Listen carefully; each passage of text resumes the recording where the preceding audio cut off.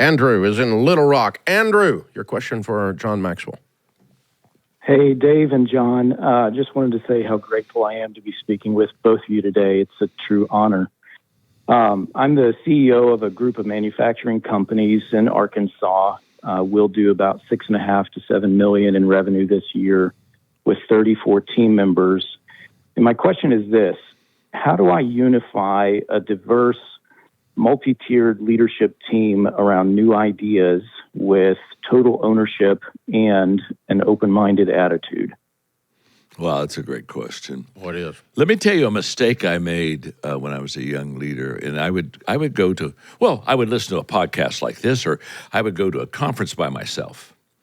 And then I would come back and try to convince the team how wonderful this was. And all of a sudden it hit me. It took me 3 or 4 years before it hit me, so I was a little slow at it. But all of a sudden I realized if I would expose them to what I'm being exposed to at the same time, 2 things happen. One is we can immediately discuss what we're learning and growing. And the second thing is they can begin to have ownership of it. And so what I would greatly suggest to you is the fact that you need to involve them as quickly as you can into your new thinking, into your ideas. Bring them together and say, let's talk about something I'm thinking about. And what I teach my team is this: when I bring you a good idea, I expect when we're done with the conversation to have a better idea, because collaboration is an incredible way to increase great ideas. In fact, a great idea isn't born out of a vacuum. It's where we get together. If you have a good idea and I have a good idea, and then someone else has a good idea, all of a sudden those good ideas have potential of having a great idea. And if I share something with you that I've learned and you share something with me that you've learned, all of a sudden we've learned more already. So I think that the mistake we make is sometimes as leaders, we hold on to our ideas, our thoughts too long for ourselves, and don't throw them out to the team early enough. And when I throw them out to the team, I'm just saying, look, this is not the end thought. This isn't even the greatest thought, but it is a good thought. And let's see what we can do with this idea, and let's see if we can make it better. And there's a lot of ownership that comes in when people get to be part of the process. And now all of a sudden, it's not like it's what Maxwell wants us to do. It's look what we've done together. And you know you've done it well when it's no longer your idea, but it's our idea. You know, it's what do? We take the vision from me to we. The moment we get it, the moment as a leader, you are in a we situation on ideas, vision. You are cooking now because everybody will carry it. Everybody will walk out of that meeting now and they'll carry it because people that own something carry it, and then they become contagious with it. Yeah, we're aimed at something we all believe in. And we're not all trying to, the way we celebrate diversity at Ramsey is that the fact that you are different in some way gives you a unique insight into solving the problem that we're all here to solve. Period. True. Very not true. Not you are unique and you get to be treated special. No, we're all on a team. We're all blocking, we're all tackling, we're all throwing the ball. We're freaking scoring touchdowns to win the Super Bowl. If you're not participating in that, I don't really care about your opinion, because that's what we're doing.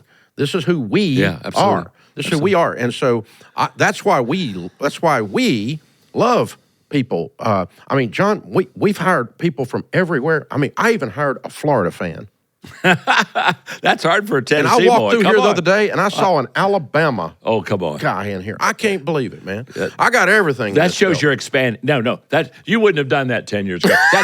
Dave, all that does I'm growing, John. That shows Dave's John. leadership is expanding. All of a sudden, you're really growing. I mean, when you said Alabama, I said, oh, my God. Either you're growing or God has done an incredible transformation work within your life. I can tell you that. But or our HR department just is slipping on the filter. That's all it is. And they said, and Dave goes, how did they get in here? How did they get in here? But diversity is, and let me say something else that's very important. When people come around the table, everybody on the team needs to know why they're there. And I've never liked having people at the table because they have a position. Nope. I want people at the table because they have something to contribute. And so what happens is, Dave, if we're on the same team, I said, now let me tell you why Dave's at the table. Dave's very creative. And we got a lot of creativity we got to work on, and he's going to help us in this area. When you let everybody at the table know why they're at the table, two things happen. One is it puts tremendous weight and responsibility on me to produce in that area because now everybody knows why I'm at the table. But the second thing it does, it gives great value and appreciation in diversity of why somebody else is at the table that's not like you at all. But you know that there's going to be a time when they're going to contribute to that game plan that's going to be really huge. And I think when people don't know why they're at the table, I think there's a lot of confusion, and people say, now, okay, what's my role? And I think it's a leader's responsibility to say, you're at the table for this reason. And I tell them this, you either get at the table and produce, or I'll put you on the agenda next time. You'll be on the menu next time. And here's something kind of rude, but it's also so true that it's scary. The only time you'll have a whole team that all looks just alike is if most of them are dumb. because smart people don't want to hang out like a sheep. No, they have their own thoughts. They don't want to be a lemming going led over the cliff by a cult leader. They don't want to follow blindly. The better smart leader, people don't. Oh no, the better leader you have, the more they have individual thoughts that can contribute to the team. And you're exactly right. When everybody falls in line real quick, you've got a bunch of sheep and you're going to the slaughter. It's going to be no bad. doubt about it. No doubt about it. No doubt. Some bad things are getting bad things are going to happen. Bad things.